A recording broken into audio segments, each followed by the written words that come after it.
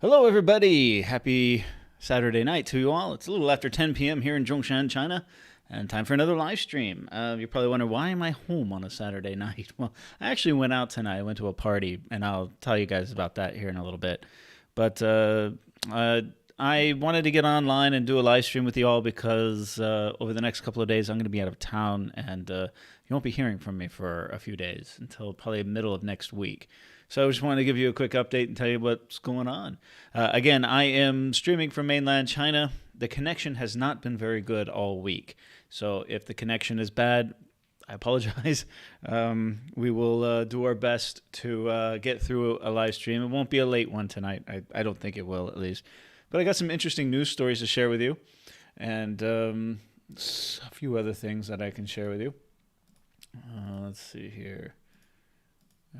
Give me 1 second. As always, my live streams are brought to you by fcustom.com. You can go here. You can get customized jerseys from baseball, basketball, and football.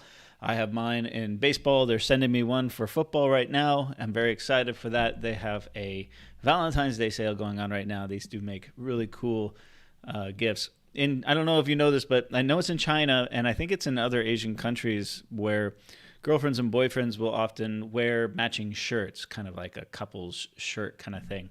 I had a girlfriend a few years ago try to get me to wear one, and I said, no, that's not happening. But it is kind of a cool thing if you want to get something for your lady friend or your boyfriend out there. So check that out. Hit the link below and enter the coupon code WalkaboutRojo for an additional 10% off your purchase. You can support the channel and get yourself a nice little gift. So that being said, I know that the latency is not very good, and I also know that it's pretty early out there in the States. So but it is Saturday. I wonder if you guys are up and awake. Okay, well, as always, I'm going to get into it a little bit. I'm going to share some photos about my life here over the last week. It's been an interesting week. School is out. I had my final class on Thursday afternoon. And Thursday morning, I'm sorry, 6 weeks, but now they pushed it to 7 weeks. So for 7 weeks off, that doesn't necessarily mean that I can go anywhere and do anything I want. There are some rules that I have to abide by, and I'll talk about those here in a little bit. Okay, let's pull up my photos. Give me 1 second, guys. Here. I had them up. I had to reset my computer. Okay, so we'll start with this one here. This is one of my final classes. Man, over the last couple of weeks, it has been really cold throughout China, and it has been cold in my classroom. Yeah, I know my latency is not very good, so bear with me. I hope the audio is good at least. And so there are no heaters in southern China, and these large lecture hall classrooms here, this is towards the end of one of my classes, and you can see how bundled up I am, and I was still freezing cold. It's like teaching outdoors, and you can see some of these students, all they have is like a sweatshirt on. They are freezing. They're literally shivering as they're doing their English class. And I am also I'm moving around a lot trying to stay warm, but man, it was cold. It was not fun. So I am off. Now, I know in the north, coronavirus is kind of taking its toll a little bit. There are many, many cities that are locked down. They are anticipating more lockdowns, and the spread of this thing is creeping up again. They're very aware of it. They're on top of it. Every little, even if one person tests positive in a city, then they test the whole city, and it's pretty good. Everyone's very aware of it, I should say. And there was one here in southern China that came through Dongguan, and I haven't heard anything about it lately. But us teachers, we are told to stay in the province, to not cross any provincial borders. Now, originally, I was going to go to Kunming, and then this thing started creeping up and said, okay, well, let's stay in our car. Let's do a little road trip. So we were going to drive to Zhenjiang and take the car ferry across the strait to Hainan Island and then drive around Hainan Island. I mean, I got a lot of time off. But now, even though I'm not technically forbidden from leaving the province, it is highly suggested that I stay in the province. And I understand why. Even certain municipalities are starting to enact their own quarantine requirements. For example, Zhuhai, which is a city next to us, if you're coming from the north or a medium or high risk city, you are required to do a 14-day quarantine just traveling within the cities. And I know that if I were to leave Guangdong or go too far, and in the middle of that they enact one of these restrictions, then I could be stuck in a 14-day quarantine, if not more. I know some cities are doing more than that. So it's something that I'm very aware of. Now, as of right now, I am planning to do a road trip. Mona and I were going to probably go west Guangdong for a week, and then perhaps go to East Guangdong for a week. We're not going to leave we're not going to leave the province. Here in Guangdong, at least, things are still very, very okay. There's nothing really going on, but it's out of an abundance of caution. And because I'm a teacher, teachers have additional restrictions placed upon them. You will have to show health code checks getting off the expressway and through the toll booths. That happened last year too, so we're anticipating that again. Certain hotels will require certain types of health codes. There's the national one, but it seems like every hotel has their own requirements. We're keeping an eye on it. As of now, I'm not planning on leaving until the first week of February, and I was going to do 2 weeks on the road. A lot can happen. That's 2 weeks away, and a lot can happen between now and then. So my plans are fluid. They could change overnight. I don't really know what's going to happen.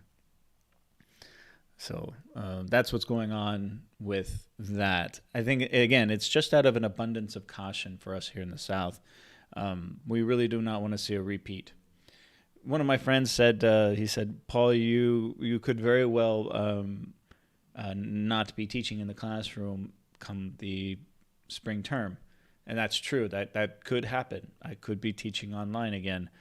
I don't want that to happen, but that's life. They are distributing vaccines.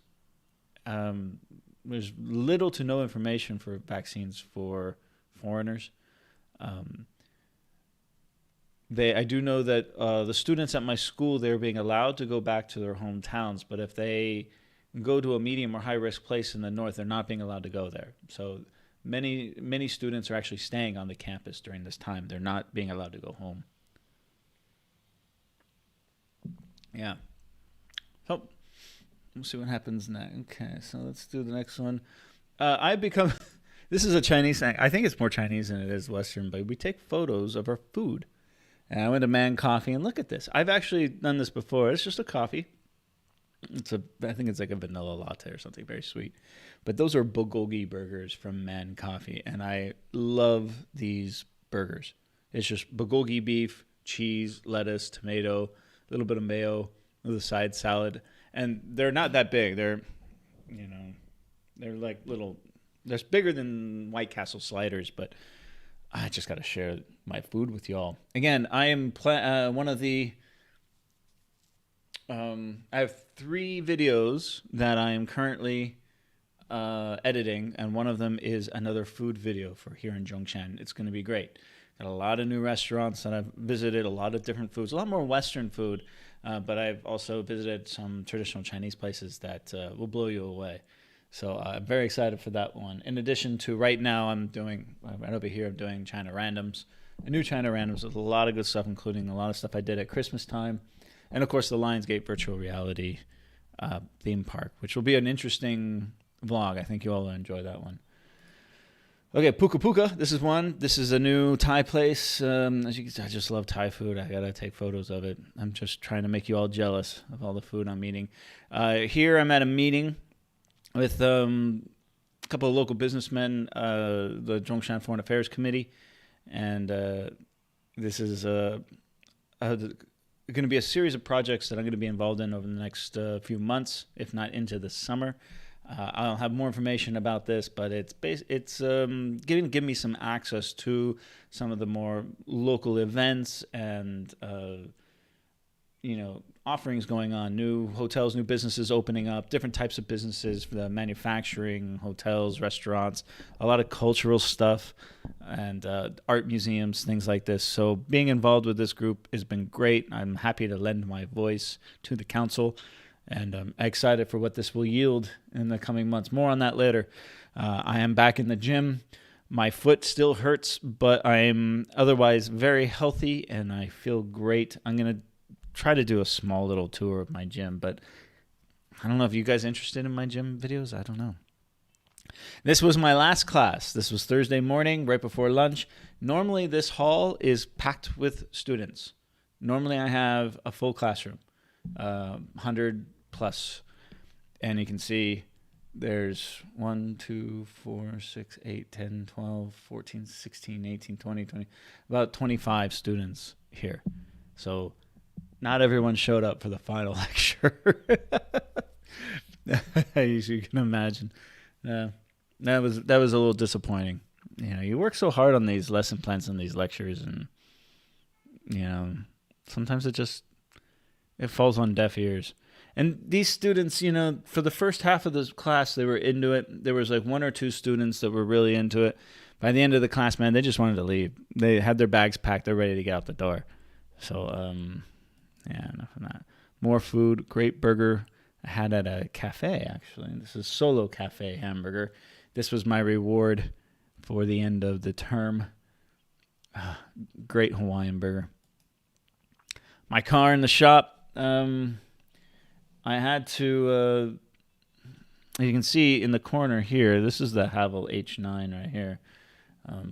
I really wanted to drive it, but they wouldn't let me because it belongs to someone else. But I had an oil leak, and they had to fix the oil leak.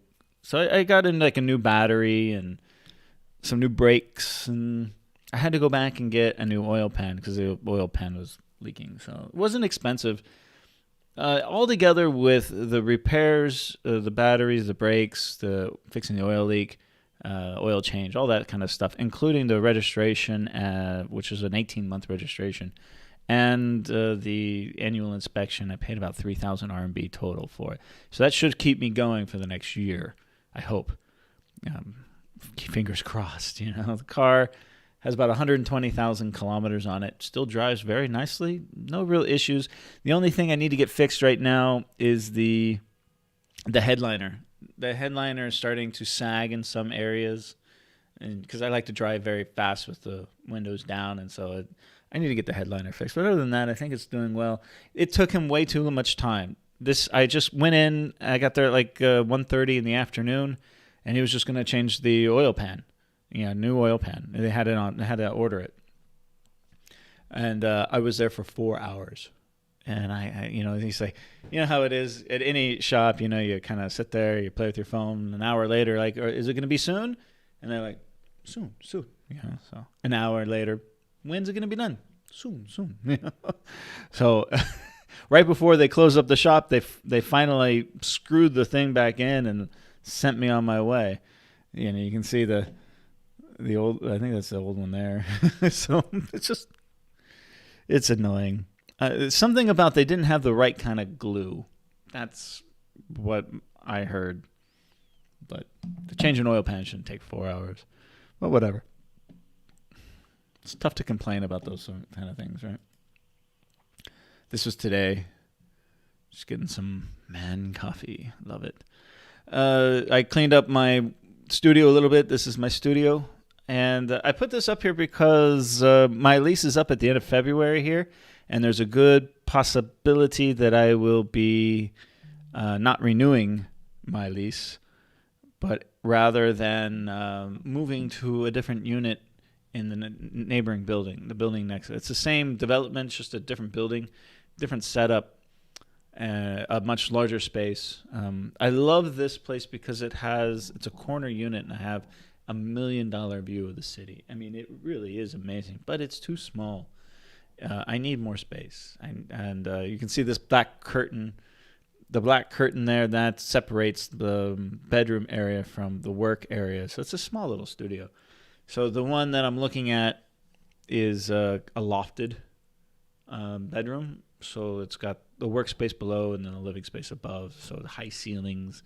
It won't have the same view, but it is cheaper. So I might be saying goodbye to this in the next, right around Spring Festival. I'll have to find a new place to. I can stay here as long as I want. They've told me that, but it almost suits my needs. But there's something a little bit better next door, I think, and a little bit cheaper and a little bit more space. I was actually over there tonight, looking through the building a little bit, seeing what other, because these are live spaces. You can work and have a business there. You can have a business there. There's a lot of hating companies. There's a couple of yoga studios, right? But I was up on the 22nd floor of the neighboring building, and there's a restaurant, like in the neighboring apartment, like right next. It's called Lounge 22nd, and it was late at night, so they weren't serving. But I looked in there, and they got these beautiful, like, romantic tables for two, and the smell coming out of there it smelled so nice, and you would never know that restaurant existed in that building. It's just this random little lounge and something the size of a studio apartment. Very, very odd. I'm going to have to check that out in the future. It was interesting. Smelled really good in there. All right. Jamaica Funk says, I feel you, man. Work so hard. Oh, Iceman. I was on. Hi, Iceman. Thanks, man. Good to see you. I feel you, man. Work so hard on a lesson you think the students would appreciate, but they get bored the first 5 minutes. Yeah, someone made a comment, and they said, well, you're probably just a bad teacher. You can't keep their attention for 90 minutes. I'm like, you know what? You got a class of 150 to 200 students. You're not going to keep everyone's attention for a full 90 minutes. I don't care how entertaining or interesting a teacher you are. There's going to be that element that's just not going to fly. And I remember when I first started at the college, I would stop my lesson and go to that one or two people who are playing with their phones or just not paying attention, doing other things. And I would stop it and try to get them to refocus. And it's not worth it. It's not worth it. You really have to pick your battles. It's not fair to the other 90% of the class that is involved. And I do have some video of me teaching in my next China Randoms video. So you get to get an understanding of what it's like, and some of the picture I showed there of my last class. This one, where is it? This one here. This is one of the larger lecture halls. This will hold about 150 to 200 students. But the ones in my video I took were some of the smaller ones that are a little less than like 80, 90 students perhaps. So, but yeah, then I'm going to say goodbye to the studio. Okay, this was tonight. This was at a New Year's party hosted by Mei-Ling Yingyu. I was invited to go and, play some games, have some snacks. I got a lot of snacks. I think, these are my snacks for tomorrow. I'm taking off tomorrow to Huizhou for a few days. Great time. Everyone's in red. I wore this shirt. They said it wasn't red. And I said, it's red. And they said, well, it's not Chinese red. And I said, well, what about my beard? You can never win. And just telling me, I'm wearing red underwear. Good time, great food, lots of wonderful people. I was very happy to be part of the party. Yeah, they do a good job. Is it not working? What happened? Okay, it's not working. Okay. So I'm off to Huizhou tomorrow morning. This is prior to the Spring Festival, so there are no restrictions on my travel right now. Huizhou is about a 2.5, 3 hour drive for me. I've been out there a lot, as you know, and I'm going to spend some time with Mona. We're going to maybe do some hiking, some cultural things. She told me that she has a lot of things planned, and they're kind of like a surprise. So we'll find out what that means. I honestly don't know. She'll surprise me, I suppose. So I got that one done. The construction at the college is moving along. They put in some offices, these like shipping container office park, I guess. But I know during the Spring Festival it'll be closed. I went out there Friday and started doing some cleaning and just general organizing of my life a little bit out there. And they have started to groundwork. They need to build 5 buildings in that little valley right next to my apartment over the next 2 years. 5 towers. One of them very tall tower, something like 25, 30 stories tall. So it's going to be a project. And man, my apartment is filthy dirty.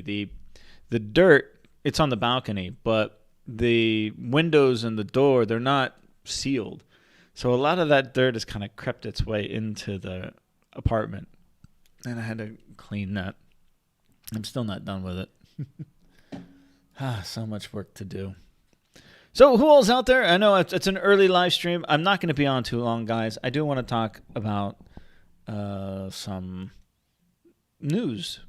Some news stories that are happening out there. I got some interesting ones. So let's go to that now. And again, this won't be a long live stream, I don't think. Okay. So once again, you can support me on fcustom.com. Support the channel. Get yourself a nice little gift for your lady friend or your boyfriend or something. Customized jerseys for baseball, basketball, football. Hit the link below and enter the coupon code Walkabout Rojo for an additional 10% off. Thank you to F-Custom for all that they've done for me in the last few months. They've been a wonderful company to work with. Okay, and always some shameless self-promotion. Facebook page won't work. Won't come on. Come on, buddy. Let's go. All right. Well, if you want, you can support me on Patreon. I have 5 Patreons that make $26 a month. All of my Patreons are wonderful. If you send me a message on Patreon, I try to answer it as soon as I can. But those are my Patreons. They know sometimes I don't get to it. Or you can buy me a coffee if you want to help support the channel. I'm very appreciative. I'm always drinking coffee. And, of course, you have my Facebook page. You can follow me on Facebook. Okay, so Sergio's on. Hey, Sergio. How you doing, buddy? Let's take a look. Headed to Huejo, there's a brew pub hilariously named the Crocus. Haven't been there, but heard good things about it. Interesting. Croc House. Crack House. Okay. All right. Crack House. I'm writing that down. The only brew pub that I've been out there was actually really good. It was the American Retro. I've been there a couple times with my buddy Charles, and we always just get hamburgers because the hamburgers there are fantastic. And we had a night, but Crack House, I'm going to look into that one. That sounds awesome. Thanks for the heads up, man. I'm always looking for new foods. I think I'm going to be cooking while I'm out there, too. Had to take a few of their phones my first class. Jamaica, I used to do that, too. The last 2 years, I would give them a warning. Now, if they're just, checking their WeChat or something like that, that's fine. It doesn't bother me, But if they're playing video games or watching TV shows, now you have these Bluetooth headphones in, right? That the kids use, and what they'll do is when it's cold, they'll put the hoodie on, and so it hides these little Bluetooth headphones, and then they'll try to hide the phone somewhere, and they'll be watching some kind of drama or something. I used to take them away. I would literally just stop and I got a new phone, and I would have a line of phones up at my front desk. And this year I didn't do it.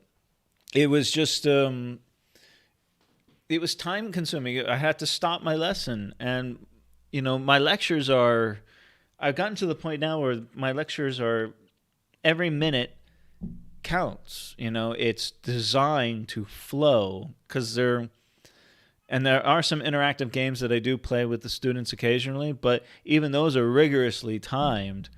And if I take, even a couple of minutes trying to, confiscate phones, it throws the whole lesson plan, it throws it off. So I just didn't do it this year. I didn't care. I would point at them, I'd smile, I'd wink, and say, hey, hey, hey. And there were a couple times where I would, like, if I saw someone playing a video game, I would be like, are you playing video games in my class? And I'd get very angry. And everyone would laugh. And I'd be like, okay, please don't play video games, guys. And they were a lot more respectful this year, I think. In aggregate, there were a lot of students out there that still just didn't give a crap, and they were just farting around. And those students won't pass. They won't pass the tests, and they won't be invited back next year. That's the game. So that's completely up to them.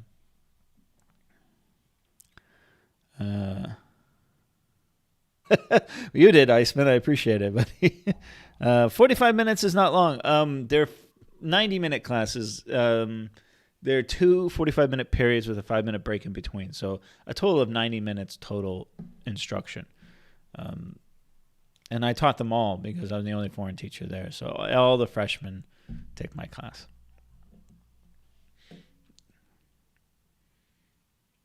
A lot more girls this year. They added a major at the university, something about like cosmetics, like cosmetic blending or cosmetic chemistry or cosmetic marketing, something along those. A lot of cosmetics, and that has attracted a lot more females to the university. So a lot more girls, and the girls are better students. They just really are. They're more attentive. They're more serious. They're just easier to work with. The boys, not all the boys are bad. I mean, most of the boys are great, of course. But if I had to choose a group of students that are going to be a problem, there's always going to be the boys. And a couple of them were very disrespectful towards some of the local teachers, and I witnessed that. And that was bad. But for the most part, this year, I think the crop of freshmen that came in this year has been the best crop I've seen. They're not just with their English level, but their attention to the class and their study habits. It was a good first term. So I'm looking forward to the second term. I really hope nothing bad happens when we can get back to the classroom. The classroom dynamics are really crazy.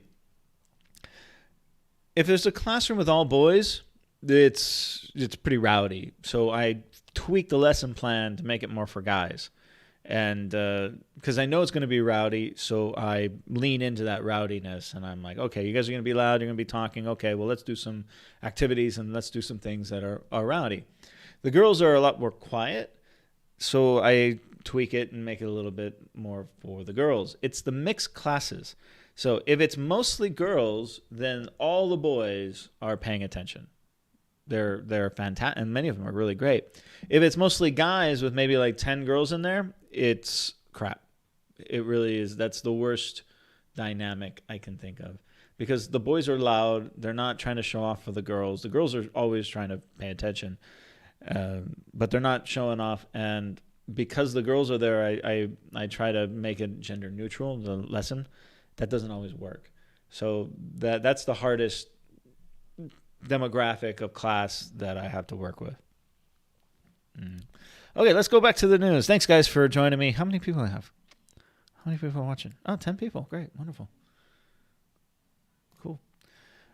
Okay, let's go back to this. Rich people are 54% more likely to follow social distancing rules. Interesting.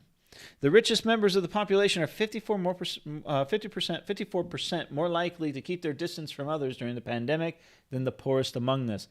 Researchers from the U.S. surveyed more than 1,000 adults in California, Florida, New York, and Texas about the measures they had taken to protect against COVID-19. This is also, kind of a class warfare issue, I guess, because, if you're rich, you drive your own car. You have money to social distance. If you're poor, especially if you're working poor, and you work in a job that comes in contact, like a supermarket or a restaurant or something, you work to make money, and if you can't work, you don't have money. So this makes sense to me. The poll was a larger study exploring responses to the pandemic across 6 countries: the U.S., the U.K., China, Italy, Japan, and Korea. The team concluded that those with higher incomes were more likely to take steps against the virus, like social distancing, wearing masks, and working from home. Those with lower incomes can find it harder to make to take many of these actions, the team said. For example, they may have jobs that cannot be done from home. Yeah, there you go. We need to understand the differences because we can wring our hands and blame, and we can blame and shame, but in a way it doesn't matter, said paper author and economist Nicholas Papageorge of the Johns Hopkins University in Baltimore. Policymakers need to recognize who is going to socially distance, for how long, why, and under what circumstances to give us accurate predictions of how the disease will spread and help us establish policies that will be useful. Yeah, all this makes sense. I said this at the beginning of the pandemic last year. I was at the supermarket, and of course, everyone was working from home if they were working at all. A lot of them lost their jobs. And the people at the supermarket are coming in contact with everybody, and they're handling our food. And they so everyone talked about first responders being heroes, and nurses being heroes, and doctors, and police, and all of those people are heroes, of course. You know, they're the people we should applaud during these times. But you know, the Meituan guys that deliver your food, the stock, you know, the guys who stock the food at the supermarket, you gotta stop and give them a pat on the back. They deserve it. Yeah. Okay, let's do the next one. Let's see, Jamaica. Gene says, same here. Predominantly female freshmen. They're good students. As for the guys, like I'm pretty good intimidating New Yorker. I can't imagine you being intimidating, Gene.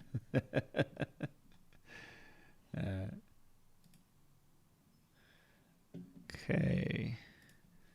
Political advisor to propose cooling off period before marriage. I'm interested in stories like this. You know, I'm not interested in marriage, but I think these society kind of policies and social dynamics, especially between men and women, very, very interesting. Let's take a look what this says. A Shanghai political advisor plans to propose a cooling off period for future spouses before they register for marriage, aiming to offer couples enough time to learn more about each other. I'm all for this. During this period, the couples will have the right to access some of their future spouse's personal information. Get to know who you're really marrying, right? Particularly their health and credit conditions, and can rethink whether to continue with the marital registration process, said Xu Shanshan, a lawyer who also serves as a member of the Shanghai Committee on the Chinese People's Political Conservative Conference. Wow, that is a tough one. Shanghai Committee of the Chinese People's Political Consultative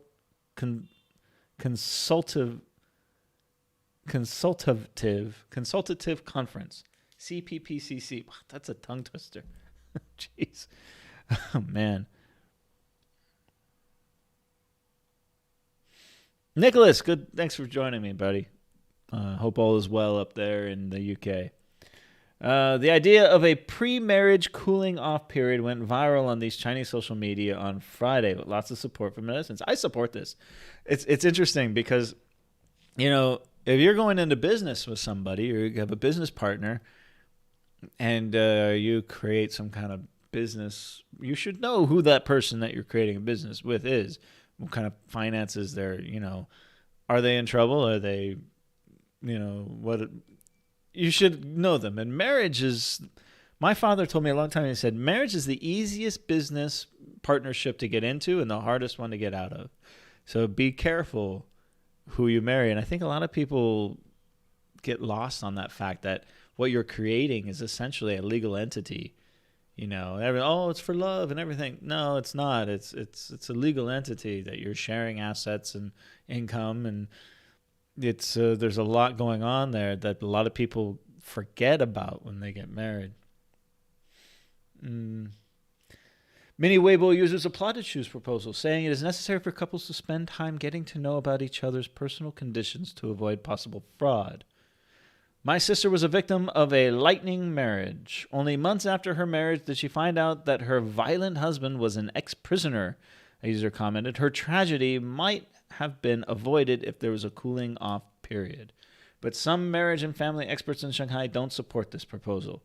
Advocating a sufficient understanding of each other before marriage has a positive significance, but the proposal is not practical. Okay. In practice, there are a few channels for couples to get information they need, such as health condition, debts, credit, and criminal records. Chinese laws protect citizens' personal privacy. Yeah, yeah. Instead of setting a waiting period of a to be wed couples, Liu suggested that local governments could enhance marriage education. Before registering for marriage, couples can learn some marriage life skills at government training classes, including communication, wealth management, and child rearing. That's not a bad idea.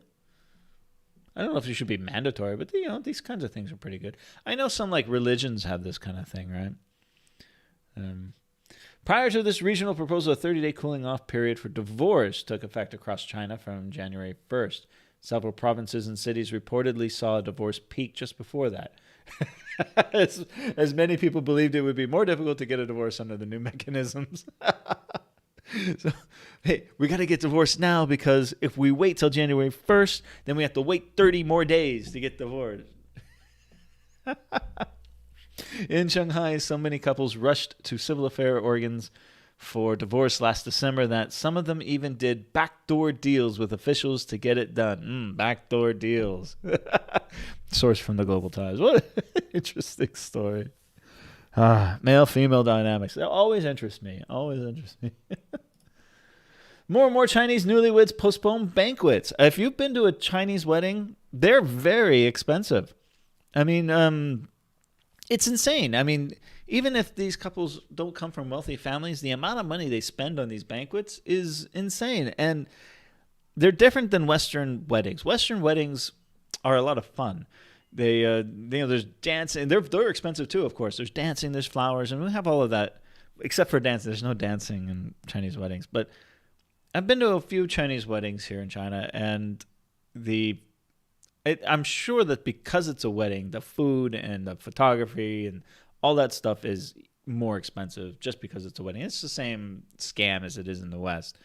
But people show up, they eat, there's a procession, there's a video that's produced, and they watch it, and then they go home. But this costs a ton of money to feed hundreds of people that most of them probably don't. I've been invited to weddings of people I barely know, and I'm getting a very nice, very expensive dinner out of it.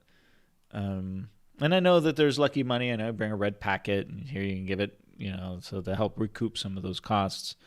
But man, it is expensive.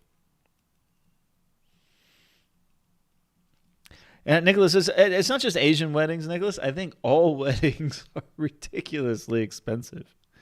I mean, my family's, we've had expensive weddings in the family, but we've also had very simple weddings that don't cost a lot of money. And to be honest with you, those simple weddings that might be like on a beach somewhere with a barbecue in someone's backyard, those are the more memorable ones.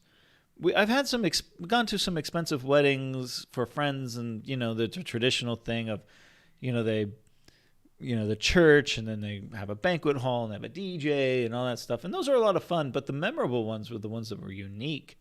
They're just more personable, I guess. Yeah.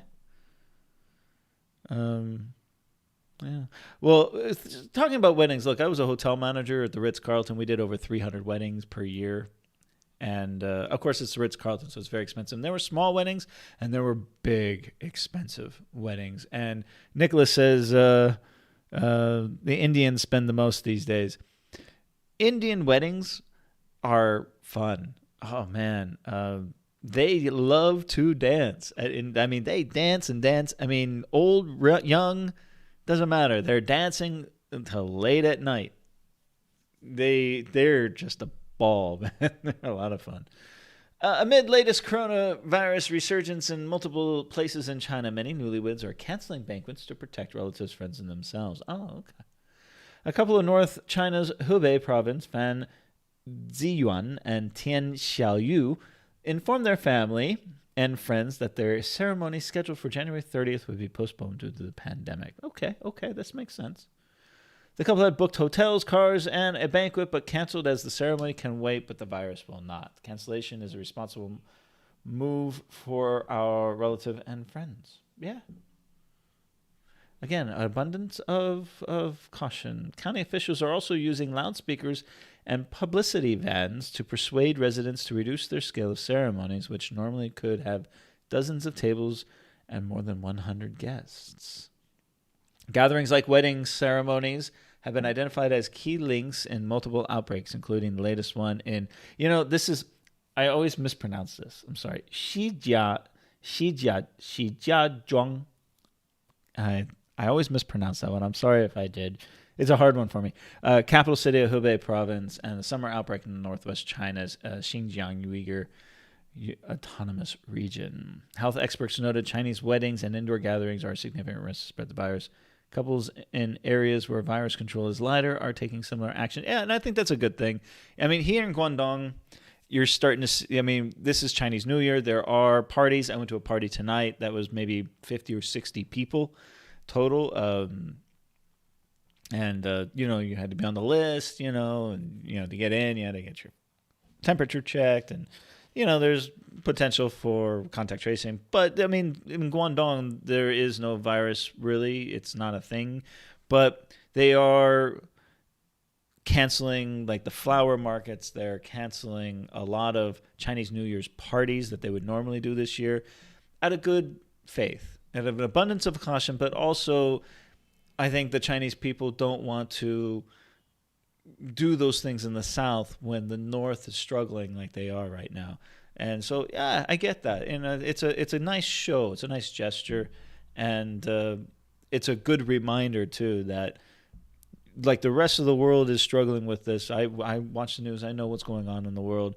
In China is still struggling with it, too. We're on alert. We still wear face masks everywhere we go, temperature checks, health codes, all that stuff.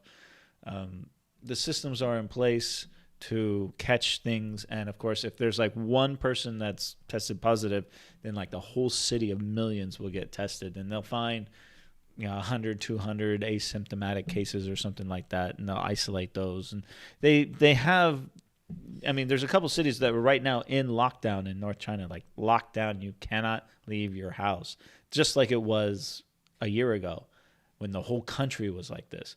So, yeah, they're aware of it. We'll see what happens in the next couple of weeks. The vaccines are rolling out. They did say that the Chinese vaccine was not as effective, but I do know that they are looking to get some of the Pfizer vaccines into China. Okay, so all right, next one. Why Chinese families don't say "I love you." I don't know why I brought this one up. It's interesting,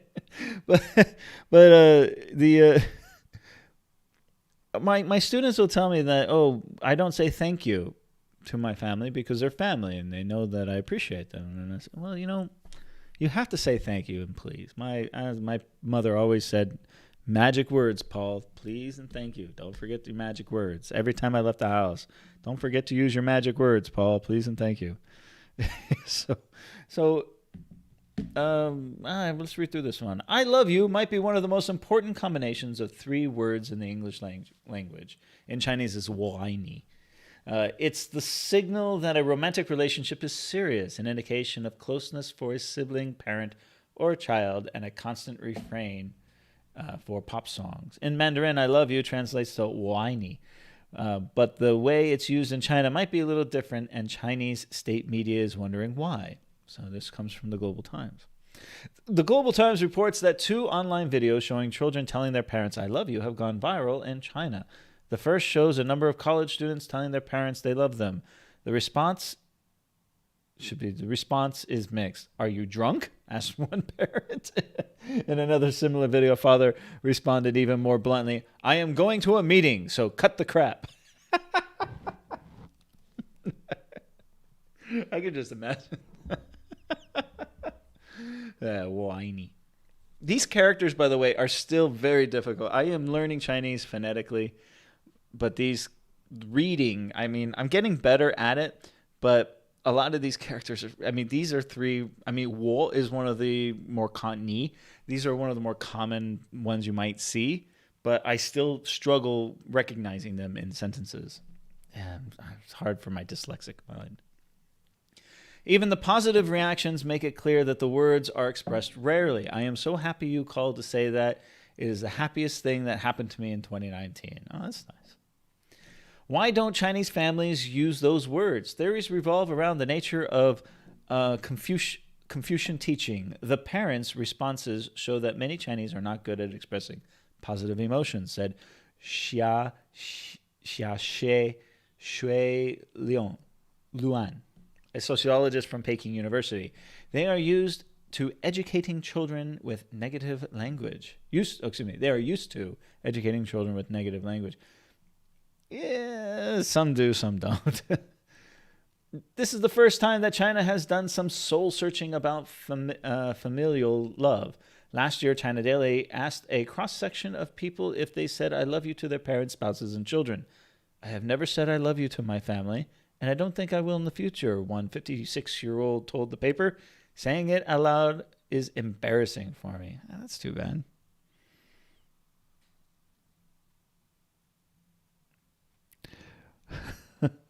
Rushwangguo.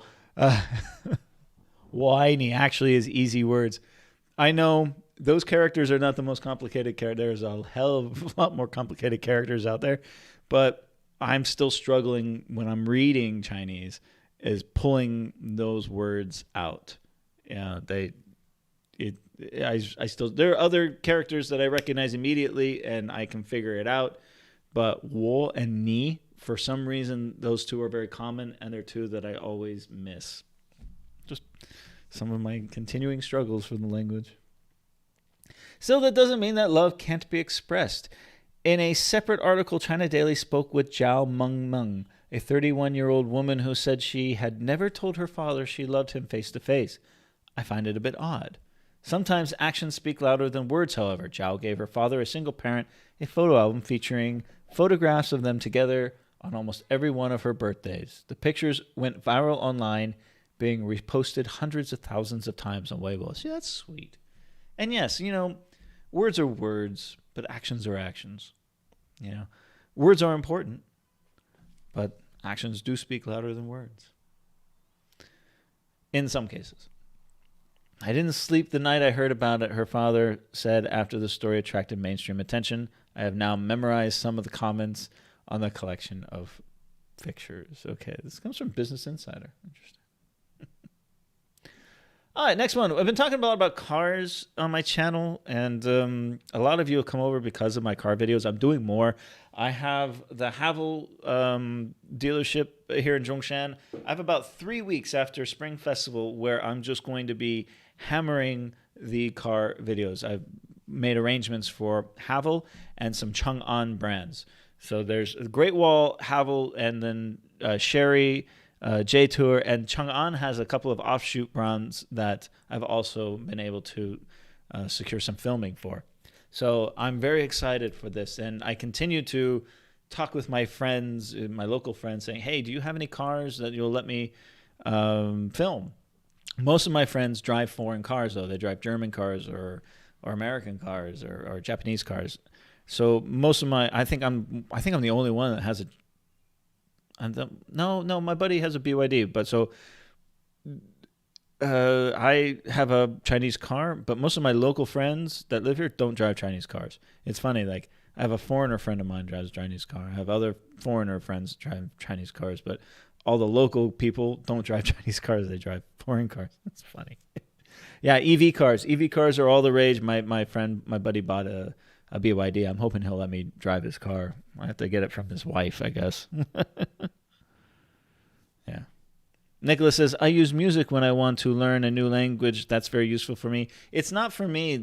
I've tried that in the past. I tried that with Spanish, but especially Chinese, which is so tonal, when you change the tones in music to match the melodies and stuff, then it changes meanings. It's difficult. Right now, my main focus is always going to be learning vocabulary, oral vocabulary, but I'm trying to read. So I'm trying to recognize character. Mona gave me these flashcards for babies, and they've been very helpful. I've played with them a little bit, but I got most of the fruits and vegetables down. I'm trying to learn about cars in Chinese. So. But anyways, going back to the car thing, a lot of the new cars here have all the latest technology in them. The Tesla self-driving technology, right? That's in a lot of the new cars. That's in the Chang'ans. That's in a lot of the Chinese cars, the Neos, the Xiaopeng, all of these. But the law in China is you can't use self-driving technology. So even Mona's, she got a Toyota Corolla, and that thing has lane keep assist and adaptive cruise. So you can push the button and set it and just sit back. You have to keep your hand on the wheel, right, or else it beeps at you. But it'll essentially drive itself, just like the Hyundais did a couple of years ago it was pretty cool. Thank you, Iceman, for hooking it up, man. Yes, press the like button, guys. Let me know. But anyways, the Chinese cars, the designs are getting there. The technology is there. There's still a refinement in their drivetrains they're a little behind the Koreans and the Japanese. But the American cars that I've driven lately, they're hit or miss. I've driven the Cadillacs, the Lincolns, and the Chevys, and I got to say that Chinese cars, they're right there as far as quality and feel when you drive it. But they're not quite there, the Japanese and the Korean. Koreans are making some pretty good cars. The Hyundais are really nice. Anyways, these Chinese cars, they have all that self-driving technology built into them. And they're going to change the laws, and you're going to start to see an explosion because everything being produced here is EV. So there's going to leapfrog because it's already in the cars. They're going to be leapfrogging the rest of the world when it comes to this self-driving 5G networks technology. I talked about this in my class too. We were talking about technology and the future of technology, and everyone's like, "Oh, I love my smartphone and 5G and what that means." Right? And I thought, well, what about charging? Okay, so we talked about EV cars. You have the supercharger for the Tesla, an hour or something, and those are everywhere here. You can charge it overnight. Every mall has chargers. There's a pretty good charging network here. But the Neos have this thing where it takes the battery out and then it puts a new battery in. And I know that Tesla tried that at one point, that technology. They demonstrated it, but it really never took off. In Neo, that's the thing. That's one of the selling points. So rather than finding a charging station to charge for a couple hours, you can just pull up to one of these battery changing stations and change out your battery in 5 minutes and go on your way. So it's a really interesting technology, but that's not the future. I really think, this is the iPhone 11, and when I charge it, I place it on a pad on my dash, just, and then it grapples it and it charges it wirelessly. So I think what's going to happen is you're going to start to see lanes in the cars, or lanes on the highway, that will be charging lanes. So you'll be driving around eventually the whole road network will be charging network, and you'll never have to charge your car because it's constantly being charged in the road network. But that's too expensive. So I think the first step will be expressways will have like 1 or 2 kilometers of charging. So when you're running low on battery, you pull into the charging lane, and then it charges up your car, and you keep on going. I think that's going to be the future. You're going to start to see this in bus routes and things like that. And mark my words, Shenzhen will be one of the first cities to incorporate this. I guarantee it. If I'm wrong, let me know. I know the BYD just came out with a hybrid car, 60 mpg. The BYD quality has gone up. They're notoriously bad because they're all the taxi cars, and the DD cars were all built by BYD. They're not very good quality, but some of the new ones are pretty nice. And the amount of horsepower that these have for the price point, I mean, we're talking 400 or 500 horsepower in an SUV that costs $30,000 US. That's what BYD is doing right now. They're really impressive for the price point. The competition is deafening. I mean, there's so many brands, vying. I mean, China's still the largest auto market in the world. There's so many brands out here trying to capture that market, and there's such a huge push for EV. It's going to be very interesting. It's such a dynamic market. It's so wonderful to see the Xiaopangs and the Neos and the oh, you know what though? I've been reading a lot about the new Mustang EV. That one looks pretty cool. I'm curious about that one. I wish I could go home and drive some American cars back home. Can't get all the American cars here. Get a few more years, EV in China will be a boom. I agree. A lot of people say it's not going to happen. They want to go like carbon neutral or something by a certain amount of time, and people are like, that's never going to happen. I'm like, no, it will. It will. I mean, for 30 years, people have been underestimating China and what it can do. You know, for 30 years, they've been saying, oh, we're going to build this, we're going to build that. And I was like, no, there's no way. That's too ambitious. And they did it. And they continue to do it. It's because they're very good at long-term planning. They play the long game very well. So when they say they're going to go carbon neutral by, I think it's 2030, I think it was, or 2020, I can't remember the word. But yeah, they'll make their target. I'm pretty sure they will. Yeah. Yeah, invest. Hey, it's going to be a long-term investment for that type of technology, because it's going to be really expensive to implement. But come on, it's the natural progression, isn't it not? It'd be very effective for bus routes to do this. I mean, when you go to San Francisco, or many cities in the West, they have buses that have the two lines, you know, the two lines that go up from the top and connect to an electric beam above it. And the buses, you know, they have to stay connected to that to keep going, right? But if you put that into the ground, then the buses can charge, and then they can go off the charging path and back on the charging path. There's so many wonderful opportunities and possibilities when you think about that kind of technology. Anyway, so let's go back to this one. Okay, so those cities and provinces have already introduced similar rules. A new draft regulation would be the first such policy at the national level. The Chinese government is considering a policy that would allow self-driving vehicles on public highways, a step towards realizing its autonomous navigation ambitions. The draft regulation published Monday by the Ministry of Industry and Information Technology proposes extending pilot zones for autonomous vehicles to include not only streets but also highways. That makes sense. These long stretches of highways, you know, press a button and let the car drive you, right? I mean, in the city, you got so many obstacles, buses and people walking and people spilling baskets of oranges in front of you. That makes sense. You can't have fully autonomous until the technology is solid. But on the expressway, why not? Yeah. Many Chinese companies and universities have developed intelligent connecting vehicles that can drive autonomously on highways. Within the industry, there is strong demand for road testing and a wide range of driving scenarios. It added that many countries, including Germany and the United Kingdom,